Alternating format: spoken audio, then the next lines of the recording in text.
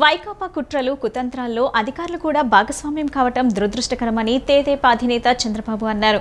పెన్షన్ల నగదును బ్యాంక్ ఖాతాల్లో జమ చేస్తామంటున్నారని, మండు టెండర్లో వృద్ధులను బ్యాంకుల చుట్టూ తిప్పటం సబబా అని ప్రశ్నించారు.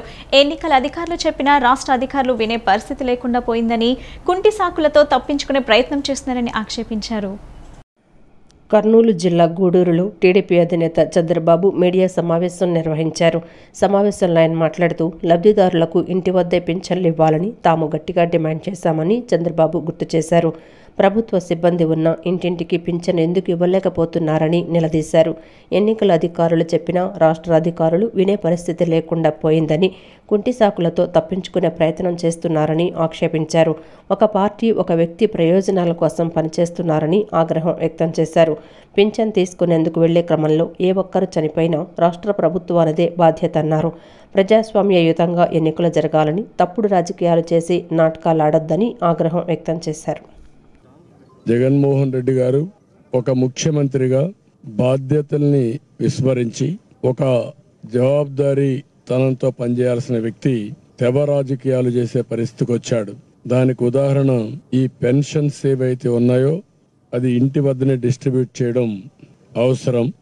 అయితే ఇతని స్వార్థ ప్రయోజనాల కోసం ఒక ఇతండవాదం ఒకటి తీసుకొని వాలంటీర్స్ని ఎన్నికల డ్యూటీలో వద్దన్నారు. కాబట్టి దీనివల్ల ఎంతమంది చనిపోయినా పర్వాలేదు, ఎంతమందికి నష్టం వచ్చినా పర్వాలేదు, నా ఇష్టం వచ్చినట్టు చేస్తాననే విధంగా ముందుకు పోయే పరిస్థితికి వచ్చాడు. మొన్న మీరు ఏప్రిల్ 1 చూశారు. ఎన్ని డ్రామాలు ఆడారో, ఎన్ని అవాస్తవాలు చెప్పారో మీరు చూశారు. వాళ్ళ దగ్గర డబ్బులు లేదు. 28వ తారీఖుని 3వ తారీఖు పింఛన్లు ఇవ్వాలని సర్క్యులర్ ఇష్యూ చేశారు డబ్బులు లేక. అయితే ఏదైతే కేంద్ర ప్రభుత్వం 29వ తారీఖున ఎన్నికల నిధుల్లో వాలంటీర్స్ ఇన్వాల్వ్ కావద్దని చెప్పింది కాబట్టి వాలంటీర్స్ ఇవ్వలేకపోతున్నారని చెప్పి పదే తిప్పించారు వీళ్ళని, వృద్ధుల్ని. డబ్బులు లేవని తెలుసు. మొదటి తారీఖే తీసుకొచ్చారు వైఎస్ఆర్ కాంగ్రెస్ కార్యకర్తలు, నాయకులు నడిపించుకొచ్చారు. విపరీతమైన ఎండలు, వడగాల్పులు, అందులో కూడా తిప్పించి కడాన కుట్రలు కుతంత్రాలు చేసి 33 మంది చనిపోయే పరిస్థితికి వచ్చారు. ఇది నేను చెప్పిన ఇది కాదు, వాళ్ళు ఇచ్చిన ఫిగర్ ఇది. మంత్రులు, ముఖ్యమంత్రి చెప్పింది 33 మంది చనిపోయారన్నారు. ఈ 33 కూడా ప్రభుత్వ హత్యలు ఇవి. మీరు డెలిబరేట్ గా ముసల్మాన్ని చంపేశారు. ఆ ఉసురు ఊరికే పోదు మీ మీద. అంత దుర్మార్గంగా చేసి 33 మందిని చంపేసి తర్వాత నేను చాలా సార్లు ఆఫీసర్లకి, చీఫ్ సెక్రటరీకి వీళ్ళందరినీ డిమాండ్ చేశాం. మీరు చేసేది కరెక్ట్ కాదు, ఇది మంచి పద్ధతి కాదు అని ఆ రోజు డిమాండ్ చేశాం. కానీ చీఫ్ సెక్రటరీ ఏం పట్టించుకోలేదు. అంటే ఈయన మోచేతిలో నీళ్లు తాగే ఈ అధికార యంత్రాంగం ఆయన కుట్రలు కుతంత్రాలు చేస్తే ఆ కుట్రలు కుతంత్రాలు అమలు చేసి ఆయన చేసిన ప్రభుత్వ హత్యల్లో వీళ్ళు కూడా భాగస్వాములయ్యే పరిస్థితికి వచ్చారు. ప్రజల కోసం తాను సైనికుల్లా పనిచేస్తానని పశ్చిమ నియోజకవర్గం ఎన్డీఏ కూటమి ఎమ్మెల్యే అభ్యర్థి సుజనా చౌదరి అన్నారు. పశ్చిమలో ఎంతో రాజకీయ చరిత్ర ఉన్న నగరాలు బీజేపీలో చేరి దేశ భవిష్యత్ కోసం కలిసి రావటం శుభపరిణామమని స్పష్టం చేశారు. భవానీపురం పార్టీ కార్యాలయంలో పశ్చిమ నియోజకవర్గం ఎన్డీఏ కూటమి ఎమ్మెల్యే అభ్యర్థి సుజనా సమక్షంలో పశ్చిమ సీనియర్ కాంగ్రెస్ నేత పోతిన బేస్ కంఠేశ్వరుడు పెద్ద సంఖ్యలో తన అనుచరులతో కలిసి బీజేపీలోకి చేరారు. పశ్చిమంలో ఎంతో రాజకీయ చరిత్ర ఉన్న నగరాలు బీజేపీలో చేరి దేశ భవిష్యత్తు కోసం కలిసి రావటం శుభపరిణామమని అన్నారు. పాల ఫ్యాక్టరీ కోసం స్థలం ఇచ్చిన మరిపిళ్ల చిట్టి కాంస్య విగ్రహాన్ని ప్రతిష్ఠిస్తానని హర్షధ్వానాల మధ్య సుజనా ప్రకటించారు. జగన్ అరాచక పాలనతో ప్రజలు విసిగిపోయారు. ఇప్పుడు కళ్ళు తెరిచిన వారు వైసీపీని సాగనంపేందుకు నిర్ణయానికొచ్చారని, పశ్చిమంలో భారీ మెజారిటీతో గెలిపిస్తే ప్రజలకు సైనికుడిలా పనిచేస్తానని సుజనా స్పష్టం చేశారు. అనంతరం బేస్ కంఠేశ్వరుడు మాట్లాడుతూ మోడీ అందిస్తున్న సుపరిపాలన చూసి ఆకర్షితులై పార్టీలో చేరినట్లు తెలిపారు. పశ్చిమ నియోజకవర్గాన్ని అభివృద్ధి పరిచేందుకు విజనున్న సుజనా చౌదరిని భారీ మెజారిటీతో గెలిపించుకుంటామన్నారు. ఆదర్శమైన రాజకీయాలు చేసే సుజనా చౌదరిని గెలిపించుకోవాలన్నారు. ఈరోజు రాష్ట్రం విడగొట్టిన తర్వాత ఇంకా దిగజారి ఈరోజు అతోపతాలకు చేరింది. ఒక దేశ సమస్యలు పట్టించుకున్న పరిస్థితులు లేదని ఈ కాలంలో మేము నరేంద్ర మోడీ గారు ఈ 10 సంవత్సరాలు ఈ దేశాన్ని ఎంతో వెన్నుదన్నుగా నిలిచి మరి మన భారతదేశాన్ని మనందరూ తెలిసిన విషయమే. ప్రపంచం చిత్రపటంలో ఒక అత్యున్నత స్థాయి దేశాల్లో ఒకటిగా నిలబడి ఇవాళ ప్రపంచాన్ని శాసించే స్థాయికి మరి తీసుకెళ్తున్నారు. అలాంటి దేశంలో ఎన్నో సమస్యల్ని 370 ఆర్టికల్లే కానీ ఇది మా మహిళా రామ్ జన్మభూమి విషయమే కానీ తర్వాత ఇప్పుడు కొత్తగా విదేశీయులు మన దాంట్లో ప్రవేశించకుండా వాళ్ళకి నోటిఫికేషన్ అవన్నీ కానీ తర్వాత ముస్లిం మహిళ యొక్క తలాక్ ఇది కానీ అన్నీ కూడా ఎన్నో బహుత్తరమైన ఎవరికి సాధ్యం కాని అనుకునేవన్నీ కూడా ఆయన ఎన్నో మార్పులు తీసుకొచ్చి ఈ కార్యక్రమంలో టీడీపీ నాయకులు నాగుల్ మీరా, జనసేన కన్వీనర్ బాడిత శంకర్, మాజీ మేయర్ తాడి శకుంతల, ఉత్తమ బండారి, పైలా సోమనాయుడు, పోతిన వెంకటేశ్వరరావు, దాడి రత్నాకర్ తదితరులు పాల్గొన్నారు. వచ్చే నెల నుండి పెన్షన్ పంపిణీలో ఎటువంటి ఇబ్బందులు ఉండవని సెంట్రల్ వైసీపీ అభ్యర్థి వెల్లంపల్లి శ్రీనివాస్ అన్నారు. తిరిగి వాలంటీర్లు ఇంటి వద్దకే వచ్చి పెన్షన్లు పంపిణీ చేస్తారని అన్నారు. ఈ రాష్ట్రంలో మళ్లీ అధికారంలోకి వచ్చేది వైసీపీ పార్టీ అని ధీమా వ్యక్తం చేశారు. సెంట్రల్ నియోజకవర్గ వైసీపీ అభ్యర్థి వెల్లంపల్లి శ్రీనివాసరావు, కార్పొరేటర్ ఉద్దంటి సునీత ఎన్నికల ప్రచారంలో భాగంగా 1వ డివిజన్లో పర్యటించారు. ఈ సందర్భంగా డివిజన్లోని పలు ప్రాంతాలలో తిరుగుతూ తమ ప్రభుత్వ హయాంలో జరిగిన అభివృద్ధి సంక్షేమ పథకాలను వివరిస్తూ ఓట్లను అభ్యర్థించారు. అనంతరం ఆయన మాట్లాడుతూ అవ్వాతాతలు వికలాంగులంటే చంద్రబాబుకు ఎందుకంత కోపం అని ప్రశ్నించారు. 1వ తేదీన ఉదయాన్నే అందించే పెన్షన్ను ఇవ్వకుండా అడ్డుకున్నాడని అన్నారు. పేదవారికి అందే పథకాలకు ఎందుకు అడ్డు తగులుతున్నారని నిలదీశారు. కోపం ఉంటే తమపై చూపాలని, కానీ పేదవారిపై కాదని అన్నారు. వాలంటీర్ లేకుండా ఏ విధంగా పెన్షన్ పంపిణీ జరుగుతుందని చెప్పారు. ఈ ఒక్క నెల ఇబ్బందులు పడితే వచ్చే నెల నుండి మరలా తిరిగి వాలంటీర్లు ఇంటి వద్దకే వచ్చి పెన్షన్లు పంపిణీ చేస్తారని అన్నారు. అవ్వాతాతలు అయితే కనుక మళ్ళీ ఈ ఫస్ట్ తారీఖు కూడా మేము అక్కడికి వెళ్ళి డబ్బులు వెళ్ళి బ్యాంక్కి వెళ్ళి తీసుకోవాలా అని బాధపడే పరిస్థితి. నిజంగా ఎందుకు చంద్రబాబుకి అవ్వాతాతల మీద కోపం నాకు అర్థం కాదు. దివ్యాంగుల మీద కోపం ఎందుకు అర్థం కాదు.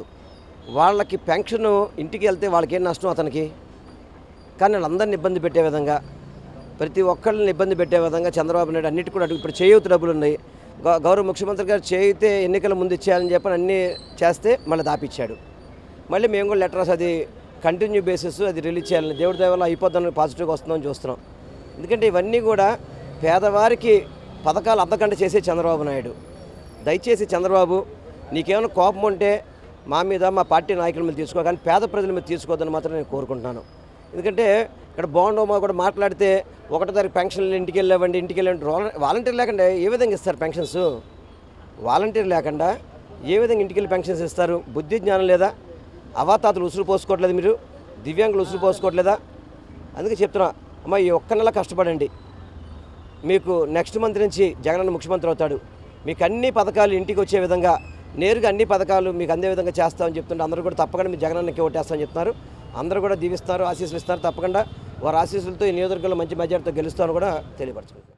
మోడీ, జగన్, చంద్రబాబు విధానాల ఫలితంగా ఆర్థిక వ్యవస్థ కుదేలైందని, నగరంలో వాణిజ్యం, మోటార్, భవన నిర్మాణం, సర్వీస్ రంగాలు అతలాకుతలం అయ్యాయని ఇండియా కూటమి సెంట్రల్ నియోజకవర్గం అభ్యర్థి సిహెచ్ బాబురావు అన్నారు. జీఎస్టీ, పెద్ద నోట్ల రద్దు, కరోనా, పాలకుల విధానాలతో చిన్న, మధ్యతరగతి వ్యాపారులు సంక్షేమంలో పడ్డారన్నారు. అన్ని తరగతుల ప్రజలకు సిపిఎం అండగా నిలుస్తుందని, రాబోయే ఎన్నికల్లో సిపిఎంని గెలిపించాలని కోరారు. సెంట్రల్ నియోజకవర్గం 24వ డివిజన్ కస్తూరిబాయిపేట, గిరిపురం, సీతారాంపురం తదితర ప్రాంతాల్లో ఇండియా వేదిక పార్టీలైన కాంగ్రెస్, సిపిఐ, సిపిఎం నేతలు సెంట్రల్ నియోజకవర్గ సిపిఎం అభ్యర్థి సిహెచ్ బాబురావుతో కలిసి పర్యటించారు. కరపత్రాలు పంపిణీ చేసి ఓట్లు అభ్యర్థించారు. ఈ సందర్భంగా బాబురావు మాట్లాడుతూ ప్రజా ఎజెండా లేక వైసీపీ, తెలుగుదేశం నేతలు కుల విద్వేషాలను రెచ్చగొట్టి ఎన్నికల్లో లబ్ధి పొందడానికి ప్రయత్నించడం సిగ్గుచేటన్నారు. మరోవైపు బీజేపీ మతోన్మాదాన్ని రెచ్చగొట్టి పబ్బం గడుపుకోవడానికి ప్రయత్నం చేస్తోందన్నారు. గతంలో కులాలను రెచ్చగొట్టి నేతలు బాగుపడ్డారు తప్ప ఆ కులాల్లోని సామాన్యులు బాగుపడింది లేదన్నారు. వ్యాపారుల ప్రతినిధులమని చెప్పుకుంటున్న వైసీపీ, తెలుగుదేశం నేతలు నగరంలోని వ్యాపారులకు చేసిందేమీ లేదన్నారు. కేంద్ర రాష్ట్ర ప్రభుత్వాల విధానాల ఫలితంగా నగరంలోని వ్యాపారాలు దెబ్బతిన్నాయని, మోడీ తెచ్చిన పెద్ద నోట్ల రద్దు, జీఎస్టీ, చిల్లర వర్తకంలోకి బడా కంపెనీల ప్రవేశం వలన చిన్న, మధ్యతరగతి వ్యాపారాలు, పరిశ్రమలు దెబ్బతిన్నాయన్నారు. ఫుట్వేర్ రంగంపై జీఎస్టీ 5% నుండి 12% పెంచడంతో పలు సంస్థలు మూతపడ్డాయని, డీజిల్, వాహన పన్ను, టోల్ ట్యాక్స్ పెంపు తదితర కారణాలతో రవాణా రంగం సంక్షోభంలో పడిందని, ఆటో నగరు బోసిపోతోందని చెప్పారు. రాజధాని అమరావతిని నాశనం చేయడంతో భవన నిర్మాణ రంగం కుదేలైందని, ఆన్లైన్ వ్యాపారాలు, బడా కార్పొరేట్ కంపెనీల పెత్తనానికి అనేక మంది బలైపోతున్నారని తెలిపారు. మోడీకి ప్రత్యక్షంగా పరోక్షంగా మద్దతు పలుకుతున్న టీడీపీ, వైసీపీ పార్టీలు వీటికి బాధ్యత వహించాలన్నారు. ఈ గవర్నమెంట్లు ఏ రోజైనా వాళ్ళ కులాల గురించి మాట్లాడేవాళ్ళు వాళ్ళ బాధల గురించి ఎప్పుడైనా మాట్లాడారా? పైపెచ్చు జీఎస్టీ వస్తే వేధింపులు పోతాయన్నారు. ఏమైంది? మరింత వేధింపులు పెరిగినాయి. విజయవాడ ఫుట్వేర్ రంగానికి ప్రసిద్ధిగాంచింది. ఇవాళ ఫుట్వేర్ మీద, చెప్పుల మీద ఉండే జీఎస్టీని 5% నుండి 12% పెంచి మొత్తం చెప్పుల పరిశ్రమ అంతా దెబ్బతినిపోయింది. ఇంకోవైపున రవాణా రంగం, డీజిల్ పెరిగి, గ్యాస్ పెరిగి, అలాగే ట్యాక్సులు పెరిగి, టోల్ గేట్లు ట్యాక్సులు పెరిగి రవాణా రంగం సంక్షోభం పడిపోయింది. ఇవన్నీ కూడా వీటికి బాధ్యత వహించాల్సింది అటు బీజేపీ, ఇటు వైసీపీ. మరి ఆ బీజేపీనే కాకుండా అంతకుముందు వైసీపీకి ముందు తెలుగుదేశం అన్నారు. ఇవాళ మోడీని బలపరుస్తున్నారు. వీళ్ళందరూ కలిపి విజయవాడలో ఉన్న వ్యాపారాలని, రవాణా రంగాన్ని అందరినీ సర్వనాశనం చేస్తా ఇవాళ మేము ఉద్ధరిస్తామని కులాలు ముందుకు తెస్తున్నారు. ఇవి కాదు, దీనికి ప్రత్యామ్నాయంగా లొంగిపోయిన పార్టీలు కాదు, చిన్న వ్యాపారుల తరపున కూడా విజయవాడలో ఉన్న వివిధ తరగతుల ప్రజల తరపున పోరాడేటువంటిది కమ్యూనిస్టులు, ఇండియా వేదిక, కాంగ్రెస్, కమ్యూనిస్టులు, ఆమ్ ఆద్మీ పార్టీ అందరం కలిసి పోటీ చేస్తున్నాం. ఈ సెంట్రల్ నియోజకవర్గంలో ఉండి సుత్తి కొడలి నక్షత్రం గుర్తుకు ఓటు వేయాలని, అదేవిధంగా పార్లమెంటు సభ్యుడిగా కాంగ్రెస్ పార్టీ అభ్యర్థి వల్లూరు భార్గవ్ గారికి ఓటు వేసి గెలిపించాలని చెప్పి అందరికీ సవినయంగా విజ్ఞప్తి చేస్తాం. ప్రజాస్వామ్య వ్యవస్థలో రోజురోజుకు కుల, మత ప్రాతిపదికన నాయకులు వస్తున్నారని, వారికి సమర్థత, సామర్థ్యం ఉందా లేదా అనేది అవసరమని పశ్చిమ నియోజకవర్గం బీజేపీ అభ్యర్థి సుజనా చౌదరి తెలిపారు. ప్రజలు ఓట్లు వేస్తున్నారు, వస్తున్నారు, తరువాత వారు ఏం చేస్తున్నారనేది పట్టించుకోవటం లేదన్నారు. ఈ రాష్ట్రంలో డబుల్ ఇంజన్ సర్కార్ రావాలని అన్నారు. కేంద్ర, రాష్ట్ర ప్రభుత్వాలను అనుసంధానం చేసి పశ్చిమ నియోజకవర్గాన్ని అభివృద్ధి చేస్తానన్నారు. బెజవాడ బార్ అసోసియేషన్ ఆధ్వర్యంలో విజయవాడ పశ్చిమ నియోజకవర్గ బీజేపీ అభ్యర్థి సుజనా చౌదరితో ఆత్మీయ సమావేశం నిర్వహించారు. సమావేశంలో కమిటీ సభ్యులు సుజనా చౌదరికి శాలువా కప్పి సత్కరించారు. ఈ సందర్భంగా సుజనా చౌదరి మాట్లాడుతూ న్యాయవాద వృత్తి ఎంతో గొప్పదని, న్యాయాన్ని, ధర్మాన్ని కాపాడేది న్యాయవాదులేనని అన్నారు. గతంలో తనకు 12 సంవత్సరాలు రాజ్యసభ సభ్యుడిగా అవకాశం రావటం జరిగిందన్నారు. రాజకీయాల్లో ఓనమాలు నేర్పించింది చంద్రబాబు అని పేర్కొన్నారు. ప్రధాని పరిపాలనా దక్షత గురించి క్లోజ్గా చూశానని, రాష్ట్ర రాజకీయాల్లోకి వెళ్లమని ప్రధానమంత్రి సూచించారని అన్నారు. ఏపీ విభజన తర్వాత ప్రతి విషయంలోనూ కీలక పాత్ర పోషించారని తెలిపారు. విభజన చట్టంలోనివి అమలు చేయలేదన్నారు. 5 సంవత్సరాలలో చాలా బాగా చేయించగలిగామని అన్నారు. ఈ 5 సంవత్సరాలలో నష్టం భారీగా జరిగిందన్నారు. ఓటును ఆచితూచి సద్వినియోగం చేసుకోవాలని కోరారు. దేశంలో అనేక రాష్ట్రాలు బాగుపడ్డాయని చెప్పారు. రాష్ట్రంలో డబుల్ ఇంజన్ సర్కారు రావాలని అన్నారు. ప్రజలు ఓటు వేసేటప్పుడు ఆలోచించి ఓటు వేయాలని, మంచివారికి ఓటు వేయాలన్నారు. మత ప్రాతిపదిక మీద, కుల ప్రాతిపదిక మీద నాయకులు రావడం, సమర్థత, సామర్థ్యం ఉందా లేదా అనేది ఆ నాయకులకు అవసరం. కేవలం దాని ప్రకారం ఓట్లు వేస్తున్నారు, వస్తున్నారు. ఆ తర్వాత వాళ్ళు ఏం చేస్తున్నారు, ఏం చేయట్లేదని ఎవరు కూడా బేరీ చేయట్లేదు. పర్టికులర్గా ప్రాంతీయ పార్టీల్లో అయితే డైరెక్ట్గా అదే పరిస్థితి. జాతీయ పార్టీల్లో కూడా కొంత అదే ఉంది.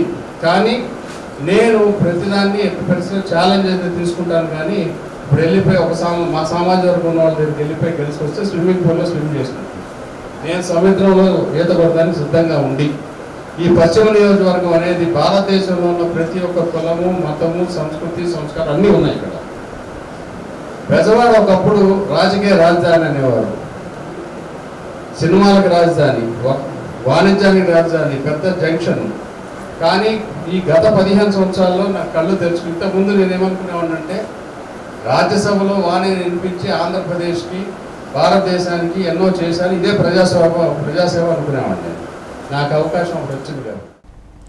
తూర్పు నియోజకవర్గంలో అభివృద్ధి లేదు అనే తెలుగుదేశం పార్టీ నేతలు 4వ డివిజన్లో పర్యటించి చూడాలని, నియోజకవర్గంలో పార్కులను, డ్రైనేజ్, రోడ్లు పూర్తి చేసిన ఘనత జగన్ ప్రభుత్వానికి దక్కుతుందని నియోజకవర్గం వైసీపీ ఇన్ఛార్జ్ దేవినేని అవినాష్ తెలిపారు.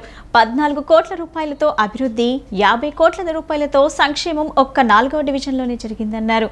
స్థానిక ఎమ్మెల్యే గద్దె రామ్మోహన్ ప్రజలను మోసం చేశారని, వైసీపీ కార్పొరేటర్లు ఉన్న చోట్ల అభివృద్ధి పనులకు నిధులు కేటాయించలేదని ఆరోపించారు. విజయవాడ తూర్పు నియోజకవర్గం 4వ division Harijanawada veterinary colony, central excise colony, Varalakshminagar ప్రాంతాలలో వైఎస్ఆర్సీపీ తూర్పు నియోజకవర్గ ఎమ్మెల్యే అభ్యర్థి దేవినేని అవినాష్, వైసీపీ ఇన్ఛార్జి గల్లా రవి, వైసీపీ నాయకులు మరియు కార్యకర్తలతో కలిసి ఎన్నికల ప్రచారం నిర్వహించారు.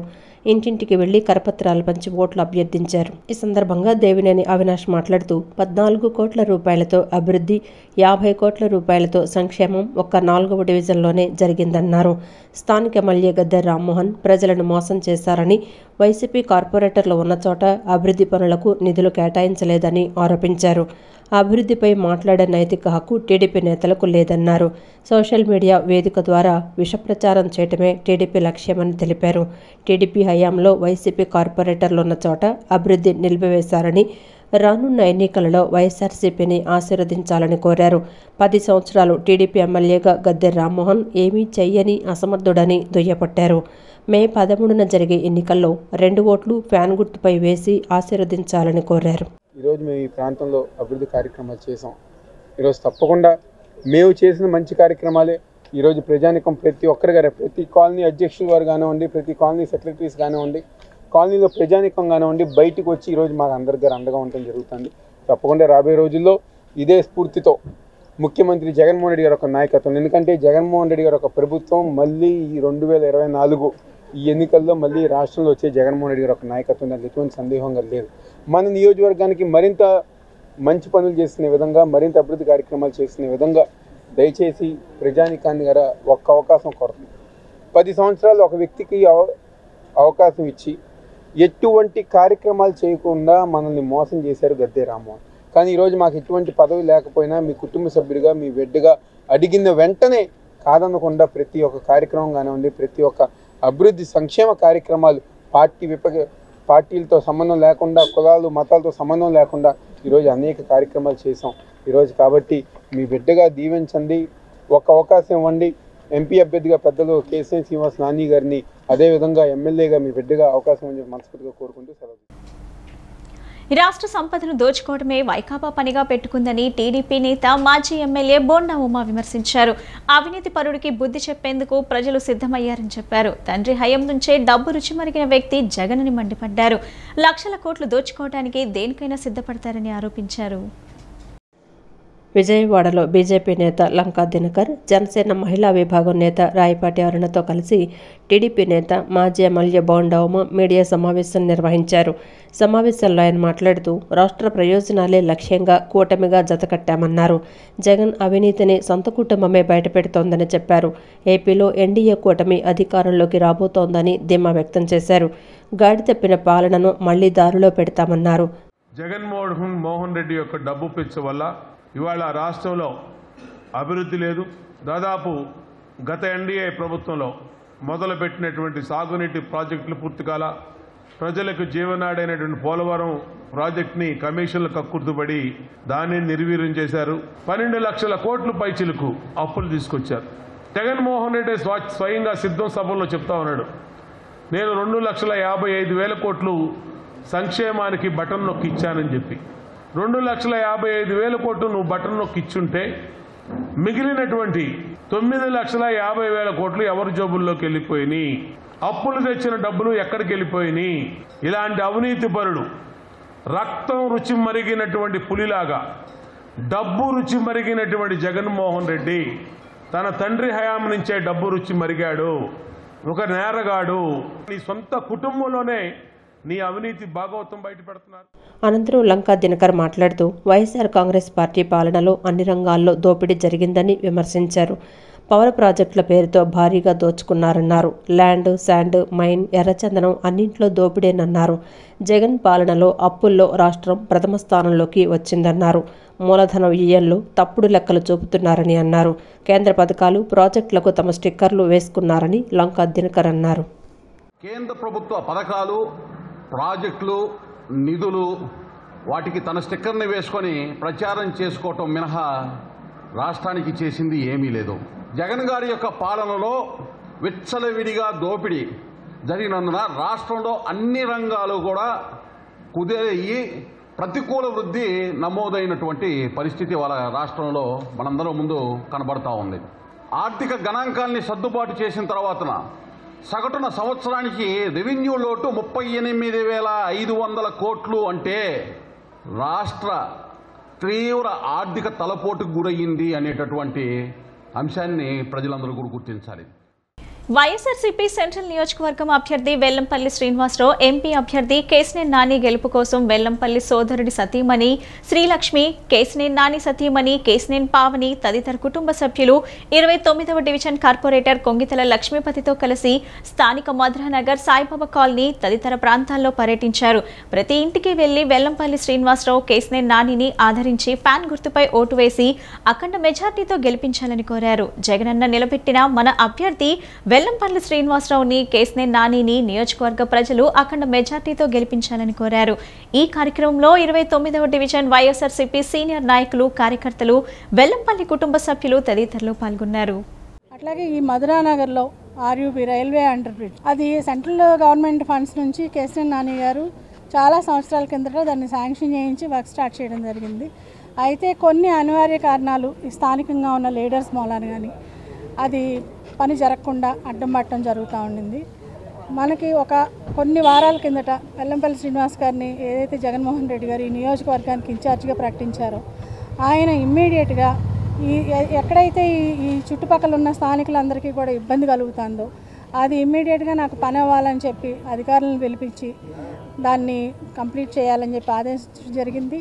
అట్లాగే ఇప్పుడు ఈ 2 రోజుల్లో దాన్ని ఓపెన్ చేయటం కూడా జరుగుతుందని చెప్పి తెలియొచ్చింది మా అందరికి. వెల్లంపల్లి శ్రీనివాస్ గారి కోసం జగన్ గారి పార్టీ తరఫున కేశినేని నాని గారి కోసం ఓట్లు అడగడానికి అని వచ్చి వారిని గెలిపించమని ప్రజల్ని అభ్యర్థించడానికి వచ్చాము. ఆయన వచ్చిన దగ్గర నుంచి శ్రీనివాస్ గారు ఈ కొద్ది రోజుల్లోనే చాలా బాగా చేశారు, చాలా బాగా సహాయపడ్డారు, ప్రజల్ని చాలా బాగా ఆదుకున్నారు అని చెప్పేసి చాలామంది మాకు ఎదురొచ్చి వాళ్ళు చెప్తూ జరుగుతుంది. అలాగే రైల్వే అండర్ బ్రిడ్జ్ చాలామందికి ఉపయోగపడేది. ఆయన వచ్చిన కొద్ది రోజుల్లోనే చాలా బాగా కేర్ తీసుకొని దాన్ని ఓపెన్ అయ్యేలాగా చేశారు. ఇట్లా ఆయన ఎన్నుకుని ఆయన్ని వస్తే జగన్ గారి సహకారంతో ఇంకా మంచి పనులు ఇంకా బాగా చేస్తారని, నాని గారు, శ్రీనివాస్ గారు బాగా చేస్తారని చెప్పేసి మేమంతా ఆశిస్తున్నాం. కర్మల భవనే కానీ, సీసీ రోడ్లే కానీ, డ్రైన్ కానీ, ఓపెన్ జిమ్ము, పార్కు, అలాగే ఇప్పుడు ఆర్యూబీ కొంత కరోనా వల్ల లేట్ అవ్వడం జరిగింది. అయితే మన వెల్లంపల్లి గారు వచ్చిన దగ్గర నుంచి స్పీడప్ చేసి ఇప్పుడు ఈరోజు ఓపెనింగ్కి సిద్ధంగా ఉంది. రాబోయే రోజుల్లో కూడా వీళ్ళందరి సహకారంతో, వెల్లంపల్లి గారితో సహకారంతో, కేశినేని నాని గారి సహకారంతో మధురానగర్ ఒక మోడల్ డివిజన్గా తీర్చిదిద్దుతామని మధురానగర్ ప్రజలందరికీ మాటిస్తున్నాం. ఎట్టి పరిస్థితుల్లో మధురానగర్లో వెల్లంపల్లి శ్రీనివాస్ గారిని, కేశినేని శ్రీనివాస్కి కానీ, నాని గారికి కానీ 1500 నుంచి 2000 ఒక డివిజన్లో మెజార్టీ చూపించడం జరుగుతుంది రాబోయే రోజుల్లో. అలాగే అత్యధిక మెజార్టీతో ఇద్దరు ఎంపీ గారు కానీ, ఎమ్మెల్యే గారు గెలవబోతా ఉన్నారు. వైసీపీ అధికారంలో ఉండగా మాదిగలు మాత్రమే గాక దళిత, బహుజన వర్గాలు అనేక హింసలకు, హత్యలకు గురికాడబడ్డారని మాదిగ మహానాడు వెల్ఫేర్ అసోసియేషన్ నాయకులు మిట్టా శ్రీకాంత, ముప్పిడి వరప్రసాద్ తెలిపారు. వైసీపీ ప్రభుత్వంలో జరిగిన దాడులను దళిత, బహుజనులు ఎప్పుడూ మర్చిపోలేమని అన్నారు. రాబోయే ఎన్నికల్లో ప్రతి దళిత, బహుజనులు టీడీపీ కూటమికి మద్దతుగా పలుకుతున్నామని, టీడీపీ కూటమి అధికారంలోకి రావాలని కోరుకుంటున్నామని చెప్పారు. మాదిగ మహానాడు వెల్ఫేర్ అసోసియేషన్ నాయకులు మిట్టా శ్రీకాంత్, ముప్పిడి వరప్రసాద్ గాంధీనగర్ ప్రెస్ క్లబ్లో విలేకరుల సమావేశం నిర్వహించారు.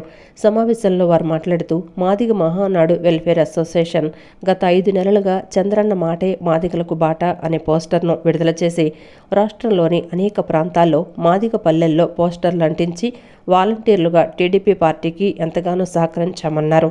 టీడీపీ అధికారంలోకి రాగానే మాదిగలకు చెందాల్సిన హక్కులను సాధించుకోవడానికి ఎంతగానో సహకరిస్తోందని నమ్ముతున్నామని చెప్పారు. టీడీపీ అధికారంలోకి రాగానే మాదిగ కార్పొరేషన్ను అలానే కొనసాగించాలని, ఖచ్చితంగా మాదిగలకు, మాదిగ ఉపకులాలకు ఎస్సీ నిధుల్లో సగభాగం కేటాయించాలన్నారు. వైసీపీ హయాంలో మూలబడిన సాంఘిక సంక్షేమ హాస్టళ్లను మళ్లీ పునరుద్ధరించాలని, దానికి నిధులు కేటాయించాలన్నారు.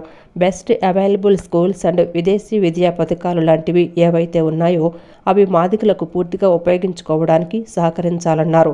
లిడ్ క్యాప్కు నిధులు కేటాయించాలని, అమరావతి సిఆర్డీఏ పరిధిలో మాదిగలకు మాదిగ భవన్ ఏర్పాటు చేయాలని కోరారు. చంద్రబాబు చర్మకారుల కోసం ఏర్పాటు చేసిన జెట్ సిటీలు మళ్లీ పునర్నిర్మించాలని, వైసీపీ హయాంలో దళితులను ఇబ్బందులకు గురిచేసిన వారిపై కఠిన చర్యలు తీసుకోవాలని కోరారు. వాలంటీర్గా చేసినటువంటి వాళ్ళు మేము తెలుగుదేశం నుంచి కోరుకుంటున్నటువంటి ఒకటి ఏంటంటే, మీరు గెలిచిన తరువాత మీరు గెలుస్తారు, గెలవాలని మనస్ఫూర్తిగా ఆశిస్తున్నాం. మీరు గెలిచిన తరువాత మా మాదిగ సోదరులు ఎవరైతే ఉన్నారో వాళ్ళకి హక్కుగా దక్కవలసిన వాటి విషయమే హక్కుగా దక్కించమని మేము అడుగుతూ ఉన్నాం. మళ్ళీ దానికి కూడా ఎవరైనా అడ్డుపడతా ఉంటే చంద్రబాబు నాయుడు గారు మీరందరూ కూడా దయచేసి అడ్డుగా నిలబడి మా మాదిగ సోదరులు మాకు ఎంతగానో అండగా ఉన్నారు కనుక మీరందరూ కూడాను ఖచ్చితంగా వాళ్ళకి దక్కేలా చేయమని మీరే మాకు అండగా నిలబడతారని ఆశిస్తున్నాం. మేము నమ్ముతున్నాం, తెలుగుదేశాన్ని మేమైతే నమ్ముతున్నాం, బలంగా నమ్ముతున్నాం. నమ్మి వాళ్ళు ఆ యొక్క హక్కుల్ని మా హక్కుల్ని మేము సాధించుకోవడానికి వాళ్ళ తోడ్పాటు ఉంటుందని కూడా మేము నమ్ముతున్నాం. ఈ యొక్క దళితుల సంక్షేమానికి కాకుండా ఆయా పార్టీల మేనిఫెస్టో ప్రకారం వారి యొక్క ఓటు బ్యాంకు పెంచుకోవడానికి ఈ నిధులను వెచ్చించడం అనేది ఇది రాజ్యాంగబద్ధంగా చాలా విరుద్ధం. అందుచేతనే ఈనాడు వైసీపీ ప్రభుత్వానికి దళిత సంఘాలు 190% దళిత సంఘాలు ఈనాడు వైసీపీ పార్టీ యొక్క ఆ యొక్క వైఖరికి పట్ల వాళ్ళు పక్క జరగడం జరిగింది. ఈ బులెటిన్ ఇంతటితో సమాప్తం. తిరిగి మరో బులెటిన్లో కలుద్దాం. నమస్కారం.